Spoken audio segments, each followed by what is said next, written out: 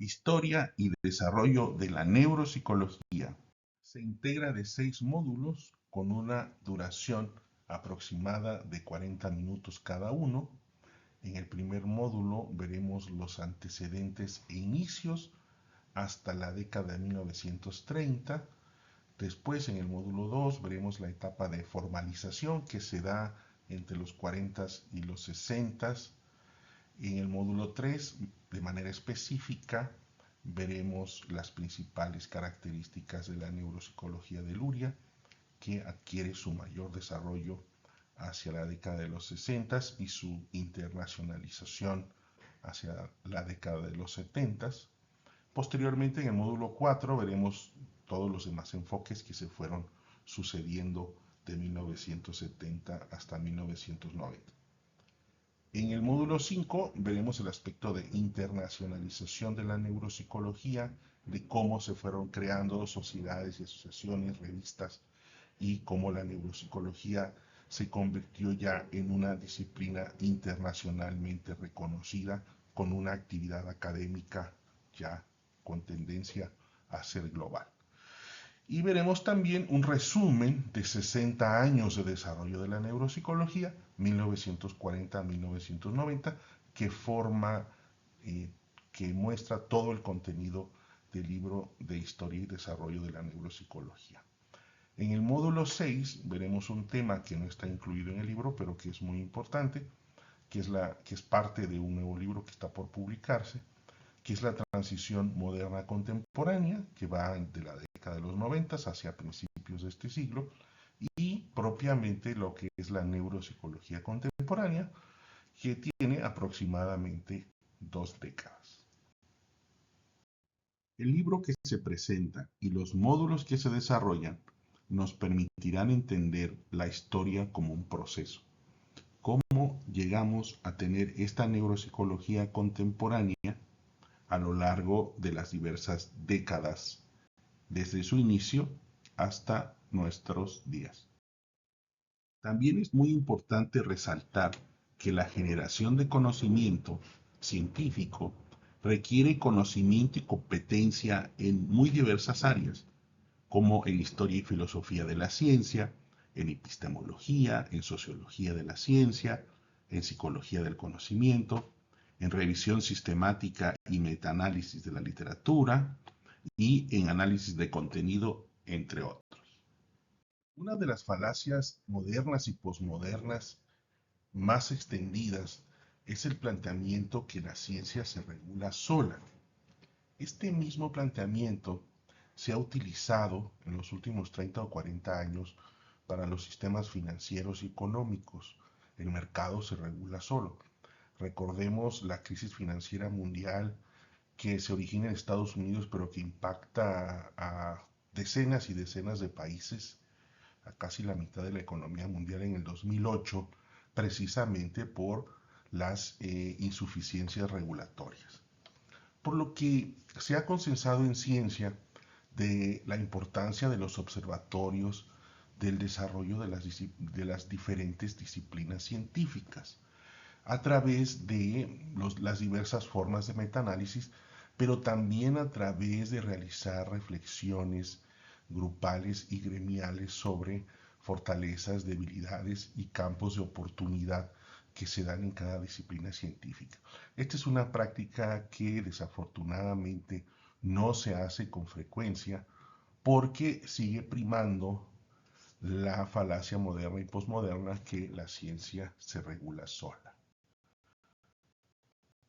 Diversos autores, hay muchos autores, autoras y autores que han destacado la importancia de estos procesos reflexivos. Por ejemplo, en este caso, Yayedi García, en el capítulo 9, Ciencia, Psicogénesis e Ideología, publicado en 1982 en su primera edición, destacan que la ideología de una sociedad determinada condiciona el tipo de ciencia que en ella se desarrolla,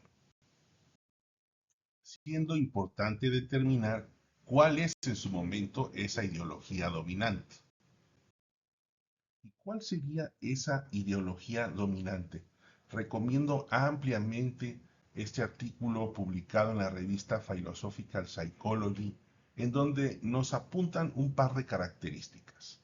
La primera es que esta psicología que se considera la mainstream o la establishment, la mayoría de sus integrantes considera a la filosofía irrelevante para su trabajo.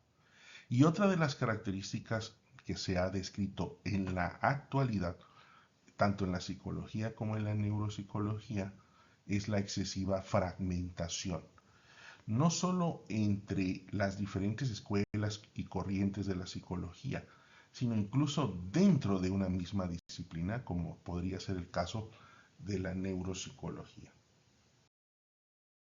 Entonces, ¿y cuáles serían las ideologías dominantes de nuestro tiempo contemporáneo, ¿no? Lo que se consideran las posverdades o en lugar del posmodernismo, lo que se ha denominado como posmo, entre comillas, ¿no?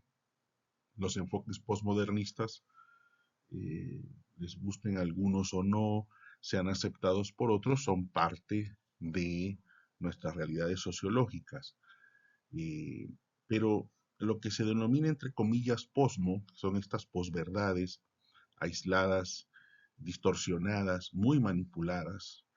Y dos de ellas son los populismos, los protagonismos y o neuromodas. Y por eso es importante revisar la historia, y sobre todo la historia reciente, porque si no, dado que existen estas ideologías dominantes que buscan orientar de una manera no ética el desarrollo de una, en este caso estamos hablando del desarrollo de una ciencia, si no sabes de historia serás fácilmente manipulable por estos grupos a través de esto que se llama las posverdades. Muy diversos autores han escrito y reflexionado sobre esta temática, no es algo nuevo. Yo recomendaría a Foucault y a Feyerabend, sobre todo a Feyerabend, es uno de los filósofos de la ciencia que apunta que el pensamiento científico puede estar tan ideologizado y sesgado como el pensamiento religioso. Pero también en la sociología de la ciencia, efectivamente, se ha estudiado el efecto de las relaciones de poder y de influencia, de prestigio de grupos académicos y profesionales, ¿no? Entonces es muy importante documentarse y no ser tan ingenuo o ingenua a la hora de creer en ciertos documentos que establecen ciertas posverdades y menos aún, ¿no? Tendencias populistas, protagonistas o neuromodas.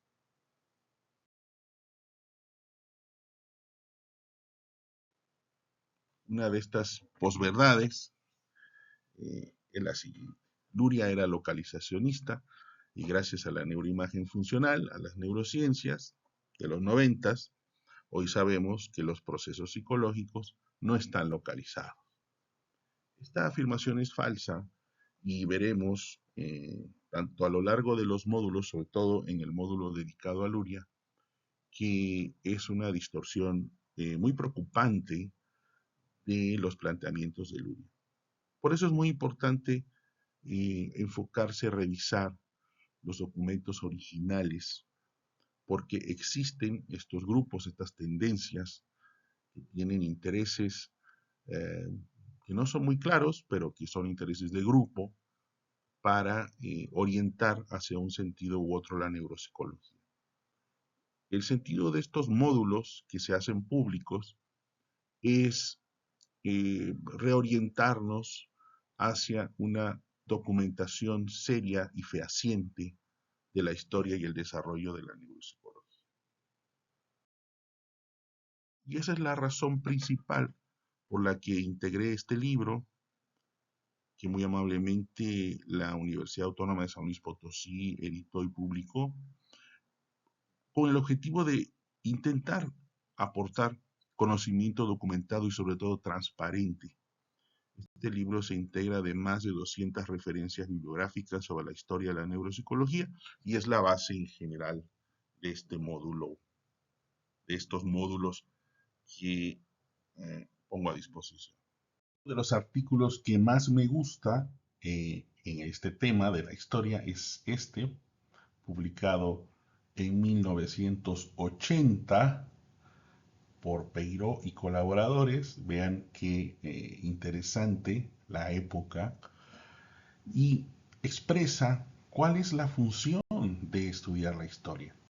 Ha de examinar necesariamente el impacto en el presente de dichas aportaciones. Y destaco la siguiente frase también. La historia de una ciencia no puede ser hecha de una vez por todas. Como hay formas de analizar y de estudiar la historia, también hay formas de construcción de conocimiento científico. Y generalmente, como ya lo comenté, se ha pretendido establecer una visión hegemónica de la ciencia, de que solo hay una ciencia y un método científico, que generalmente está más relacionado con el método biomédico y un poco con las ciencias duras. Y en particular en nuestros campos de psicología y neuropsicología, se ha pretendido establecer como paradigma hegemónico el empirismo falsacionismo. Y el conocimiento se obtiene por medio de la metodología de investigación y se valida con psicometría. Viendo ampliamente este artículo sobre las alteraciones al triángulo epistémico, en donde se plantean problemas con el balance teórico, conceptual y empírico dentro de los campos científicos, en este caso de la psicología. Muchas de las opiniones que yo expreso no son opiniones personales, están basadas en este tipo de artículos hechos por grupos que se dedican a lo que se llaman los observatorios del desarrollo de una ciencia desde diversos enfoques. Y esta es otra de las prácticas que no se fomenta en los grupos de investigación y en los grupos académicos. Leer este tipo de artículos que son metaanalíticos, pero no es el típico metaanálisis psicométrico superficial, sino es un metaanálisis conceptual, intelectual, epistemológico, que permite tener una visión, una metavisión sobre cómo se desarrollan nuestros campos científicos. Es obvio la razón por la cual no se fomentan este tipo de artículos y de libros, porque nos permiten hacer una reflexión de nuestras prácticas más idóneas y menos idóneas.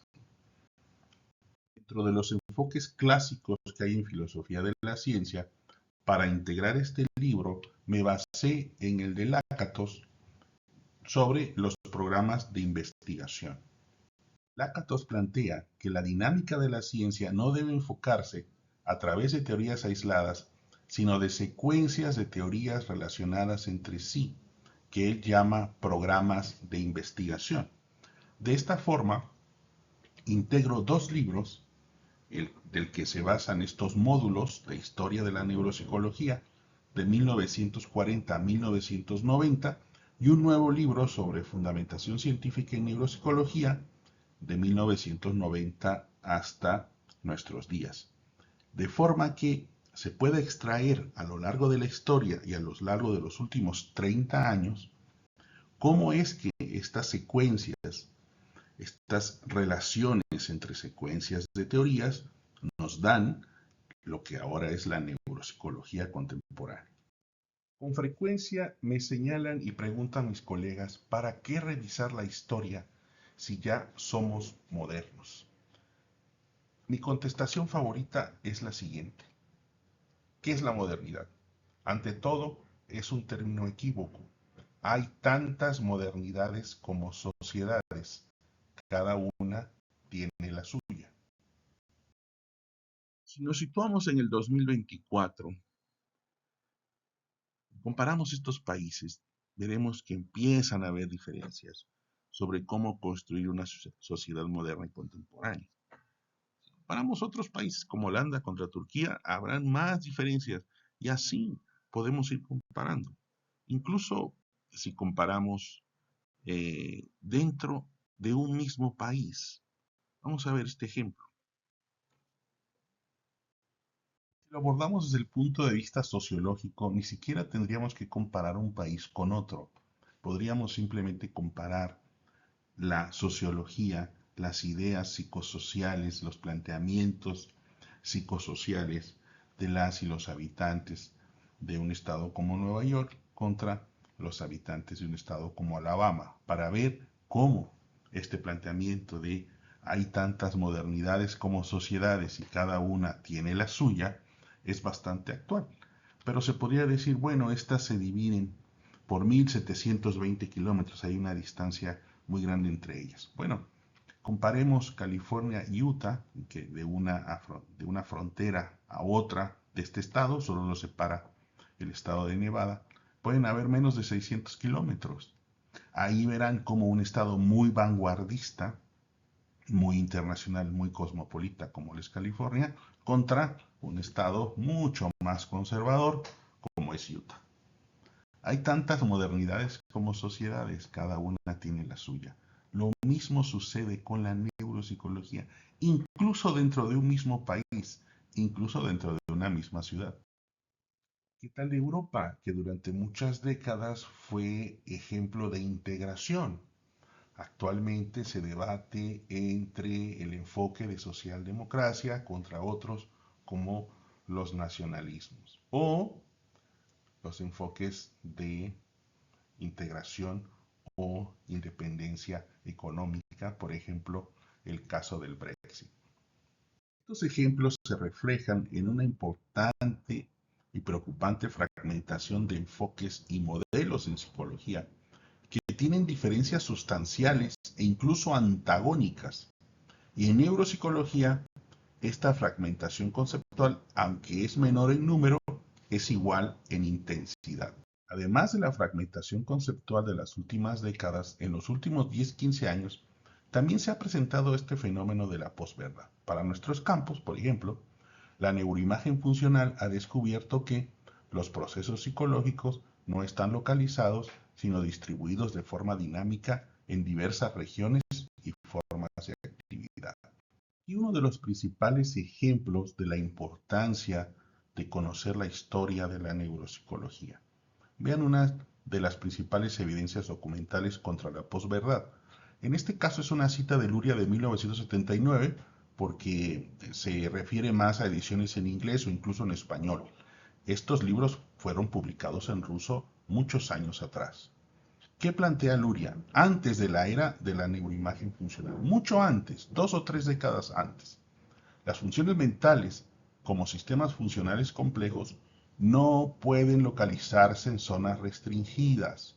Deben estar organizadas en sistemas de zonas que trabajan concertadamente, cada una de las cuales ejerce su papel dentro del sistema funcional complejo y que pueden estar situadas en áreas completamente diferentes y a menudo en áreas muy distantes del cerebro. Una de las principales características de Luria que no vemos en los defensores de estas posverdades es citar fuentes originales y fuentes históricas. Siempre él cita, por supuesto, toda la influencia que tuvo Vygotsky, pero en concreto artículos clásicos como este, Psicología y Localización de Funciones, en los que Luria se basa para hacer este planteamiento teórico conceptual sobre la organización cerebral de los procesos psicológicos.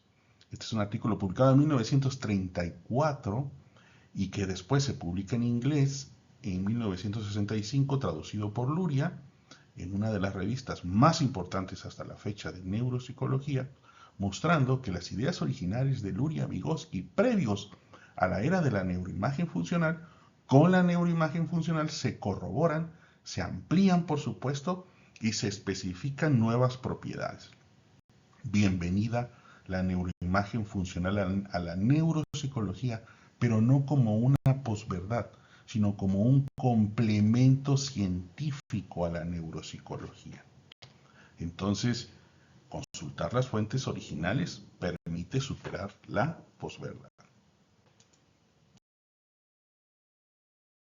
Otro de los planteamientos posmodernos es que para ser moderno y contemporáneo hay que ser integrativo, porque los de antes no lo eran. Antes de los 90 no éramos integrativos. Eso es falso y se puede de nuevo documentar. Es otro de las decenas de artículos y libros que se pueden consultar de forma completa a través de la red, del internet. Usted puede teclear PDF, el título de estas obras y las llevará a los sitios en donde han hecho público estas fuentes. Este libro es un fantástico libro entre dos autores, uno norteamericano, Iluria, Carl Piram, que es uno de los neurocirujanos más reconocidos, investigadores, autores más reconocidos en la historia de la neurología, la neurocirugía, las neurociencias, y este libro, Psicofisiología del lóbulo frontales, es un fantástico ejemplo de integración entre neurocirugía experimental, electrofisiología y neuropsicología. Es un libro que cumple medio siglo. La integración siempre ha estado presente en la neuropsicología, siempre, y se puede documentar. Eso es lo más interesante y lo más valioso. Debido a todos estos aspectos y problemáticas que he comentado, es muy importante esta cita de Sandra Waiter. Las ideas que encontrarán hoy en formas más elaboradas fueron originalmente desarrolladas de forma previa a la notable tecnología que nos permitió comprobar las funciones del cerebro y su circuitería. Se refiere a de forma previa a la década de los 90, a la década del cerebro, ya el desarrollo ya muy importante de la neuroimagen funcional. Por eso es muy importante estudiar la historia de la neuropsicología para no caer en posverdades. El contenido que se presentará y analizará en los siguientes módulos está basado en el libro Historia y Desarrollo de la Neuropsicología.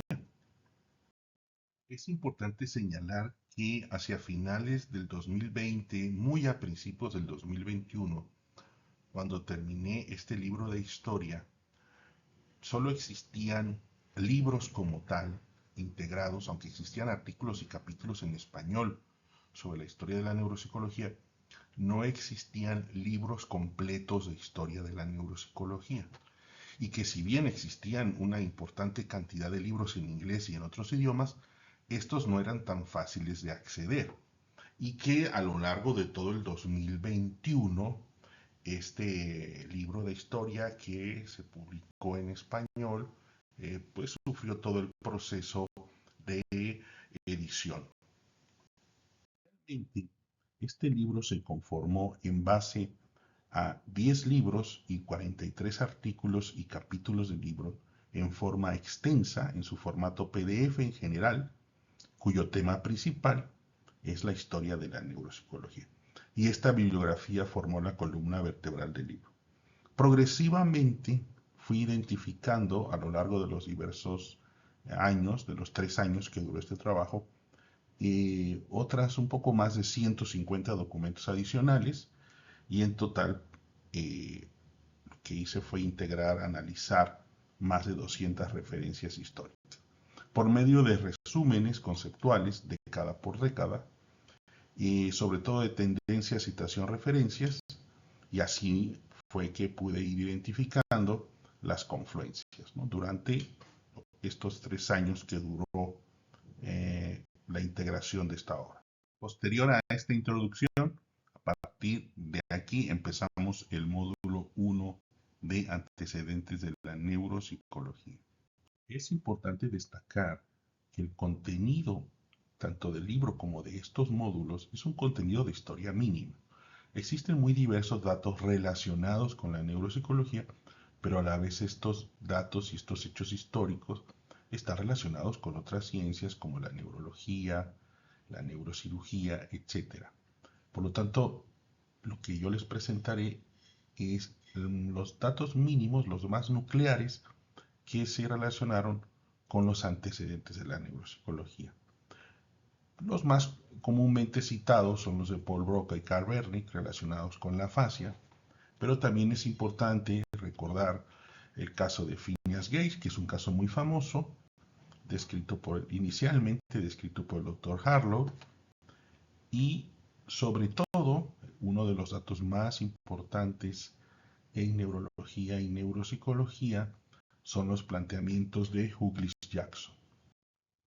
Para mí, uno de los datos históricos más importantes en los antecedentes de la historia de la neuropsicología, de la neurología y de las neurociencias son los planteamientos de Huglis-Jackson.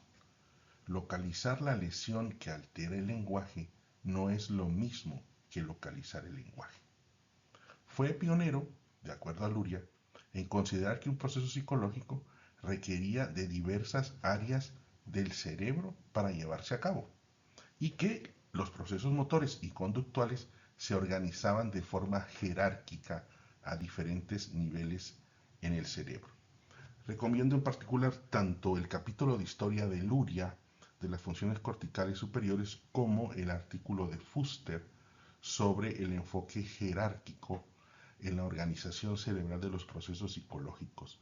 Me parece que ese, a mi punto de vista, es uno de los antecedentes científicos más importantes porque apunta hacia la organización neuropsicológica de los procesos cognitivos y conductuales.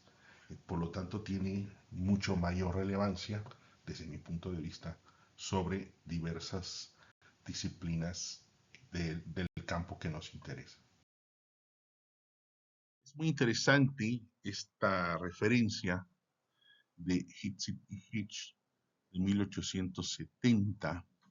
Es el primer antecedente que yo conozco, no necesariamente que existe, sino que yo conozco sobre el instrumentalismo.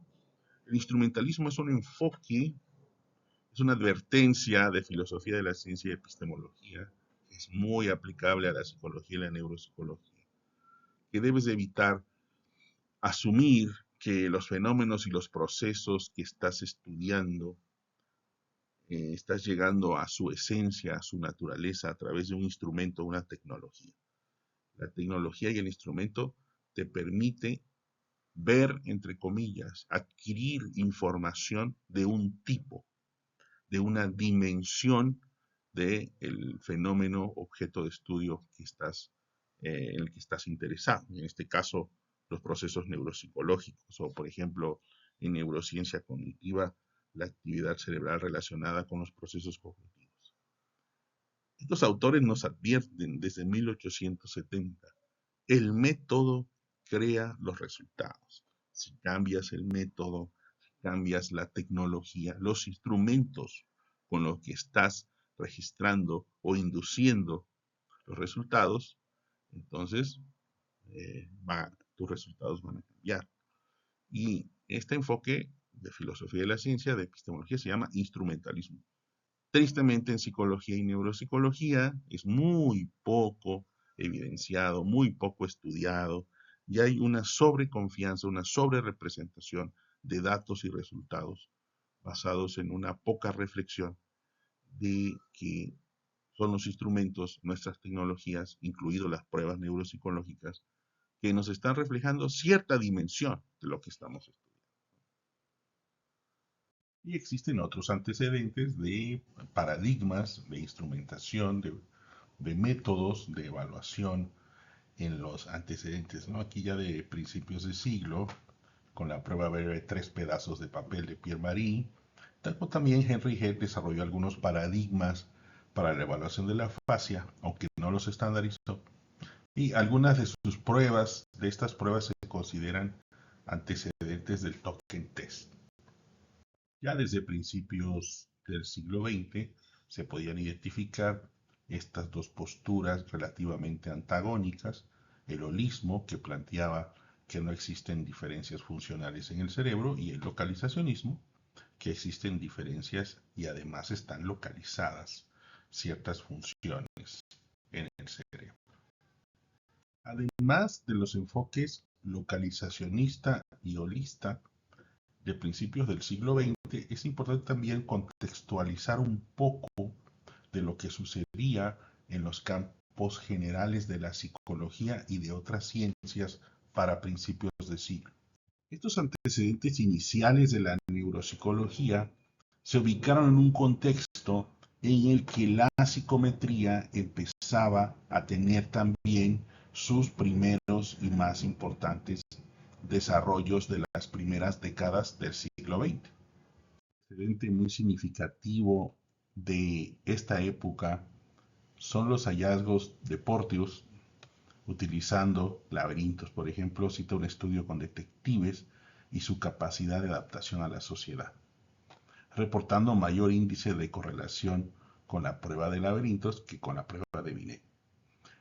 Si se revisan reportes más actuales, se coincide con este hallazgo reportado ya hace prácticamente un siglo. El desempeño en laberintos, la planeación visoespacial, tiene importantes correlatos con el desempeño en condiciones de la vida diaria.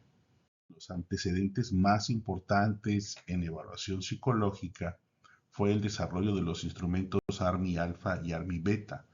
Destaca que además para seleccionar y evaluar soldados para la actividad militar, destaca un dato: durante la década de 1920, el gobierno de los Estados Unidos de América evaluó a 7 millones de niños con estos instrumentos.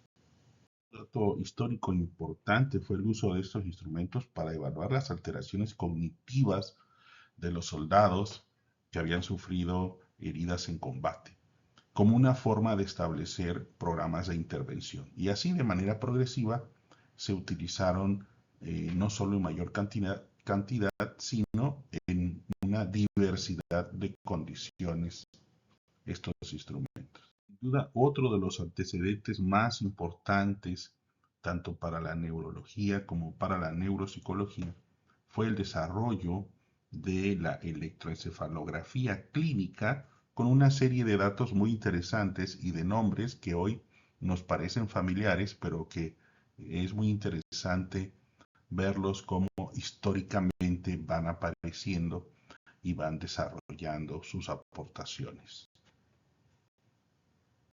Antecedentes más relevantes en la historia de la neuropsicología, que daba como contexto a el enfoque holista versus localizacionista, a el desarrollo de la psicometría y previo al desarrollo de la electroencefalografía clínica, estaban los estudios de lingüística, que después tendrían un importante efecto en cognición, en afasiología. Este es uno de los antecedentes más importantes, el famoso y clásico curso de lingüística general, producto de las clases que Saussure impartía, en donde ya identificaba de forma magistral la esencia de la cognición, que son los componentes que la constituyen.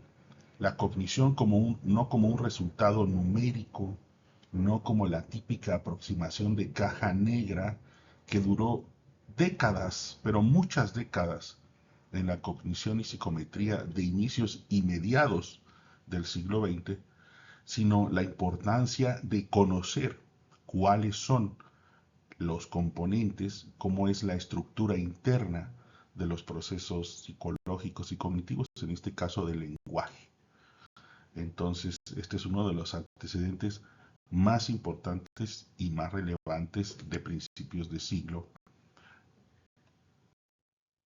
Sin duda, una de las figuras más importantes para los antecedentes de la neuropsicología es Roman Jakobson, fundador del Círculo de Lingüística de Praga. Sus aportaciones datan de más de 40 años de desarrollo profesional.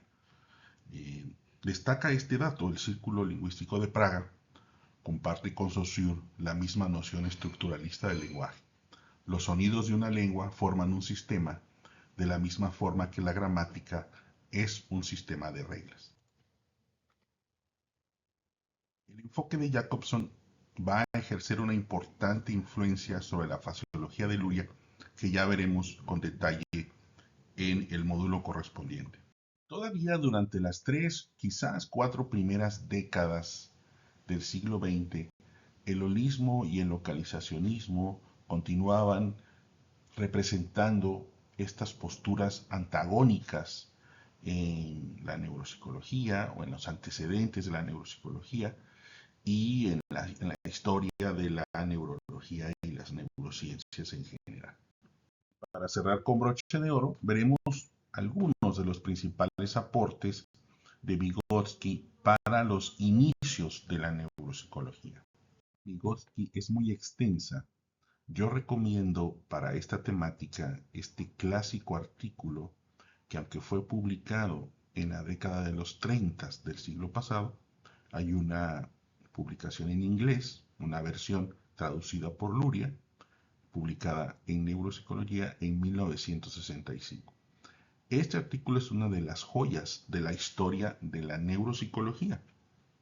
Y hay muchas obras, muchas reflexiones sobre estos primeros planteamientos, estos primeros artículos fundacionales de la neuropsicología, y uno de ellos es el publicado en 2002, eh, digamos como una reedición de la propuesta original.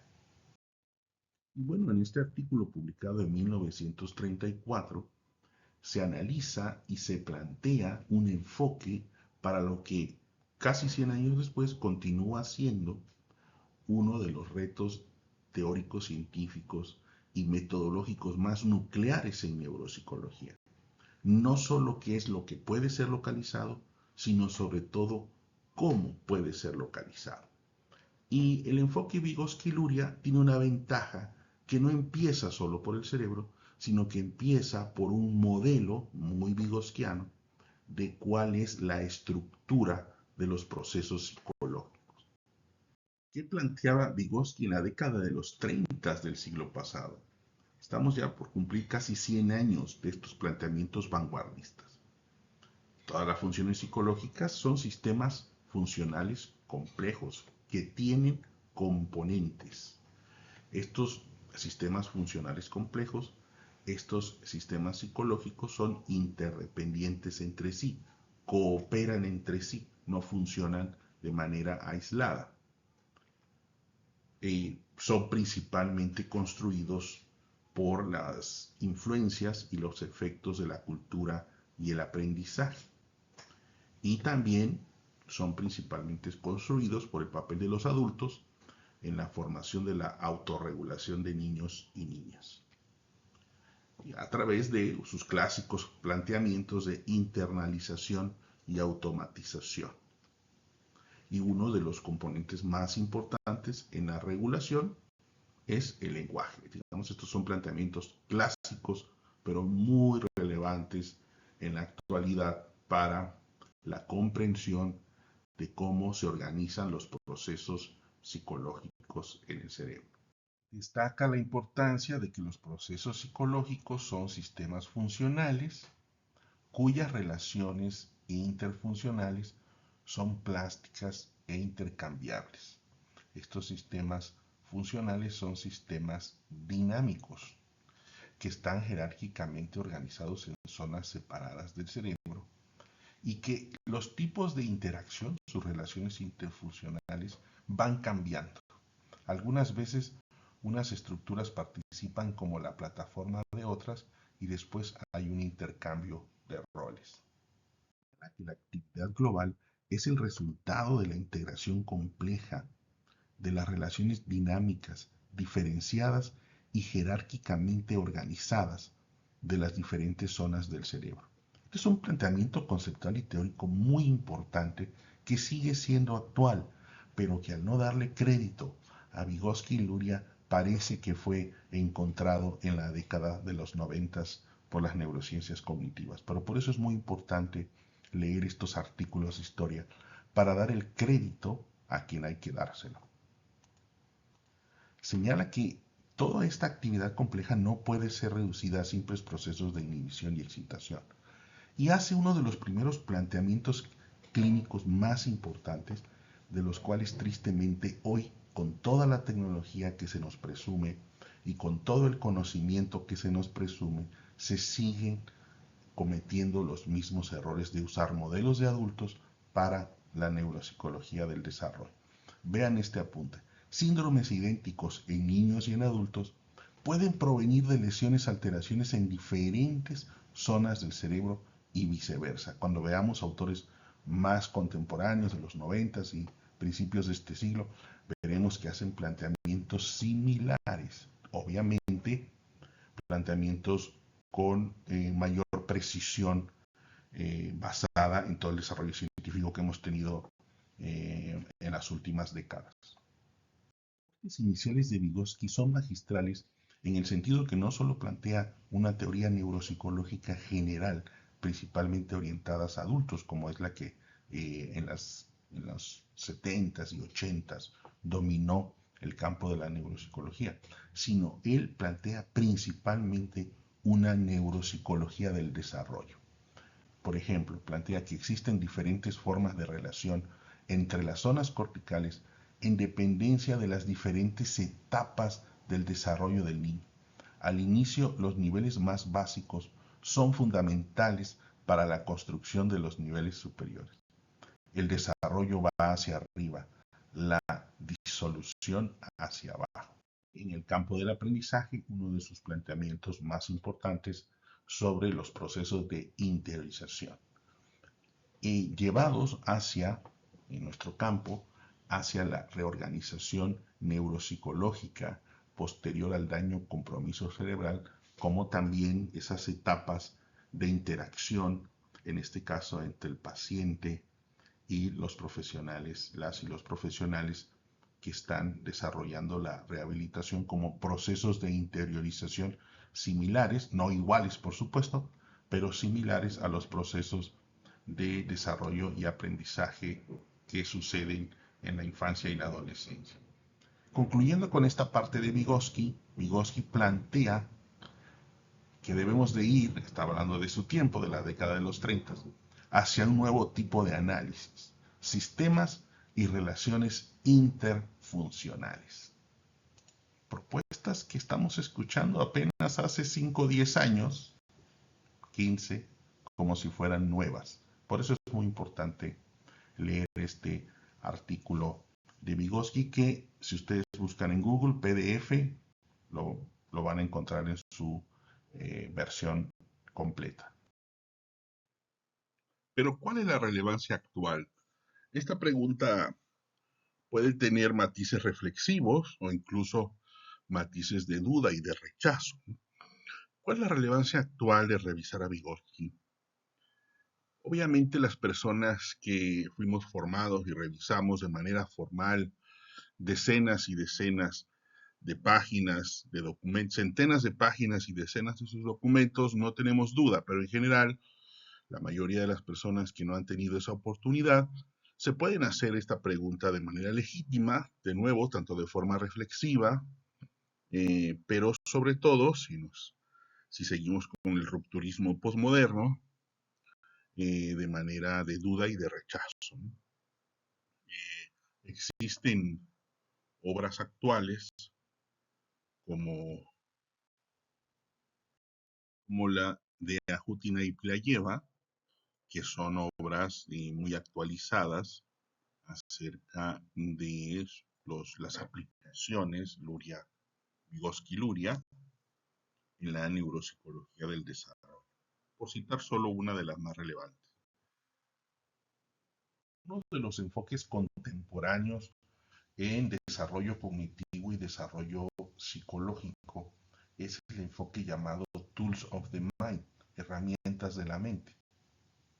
Este programa, este enfoque para fomentar un óptimo desarrollo cognitivo, particularmente de funciones ejecutivas, ha tenido mucho éxito en los últimos años y ha sido desarrollado y promovido por importantes autoras y autores del desarrollo neuropsicológico, de la neurociencia cognitiva, de la pedagogía, etcétera. Por ejemplo, este artículo publicado en Science por Adele Diamond, producto de sus investigaciones con este enfoque. Tools of the Mind, herramientas de la mente. El detalle con estos planteamientos es que Tools of the Mind, herramientas de la mente, fue desarrollado, como todos los autores lo dicen, pero veamos la descripción en esta muy prestigiosa revista Plus One, en donde publica Adele Diamond y colaboradores. Este enfoque es desarrollado por las psicólogas educativas Bodrova y León, basadas en el trabajo de Vygotsky, y que ha sido revisado y mejorado sobre 23 años de investigación e innovación. Bueno, y se pueden encontrar en la literatura los trabajos específicos de Bodrova y León, como este, y vean cómo está titulado: Herramientas de la mente, un enfoque vygotskiano. ¿Cuál ha sido el impacto internacional de estos enfoques? Bueno, sobre todo a nivel institucional, porque se podría decir, bueno, es un enfoque de estos que son no convencionales o que no están institucionalmente incluidos o arraigados, ¿no? Si ustedes entran a páginas oficiales de los sistemas educativos, por ejemplo, de los Estados Unidos, podrán ver en esta pestaña que estoy resaltando el enfoque herramientas de la mente.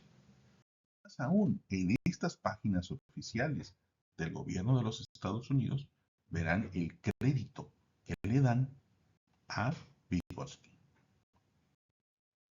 Por esto es muy importante recordar lo señalado por Sandra Weintraub.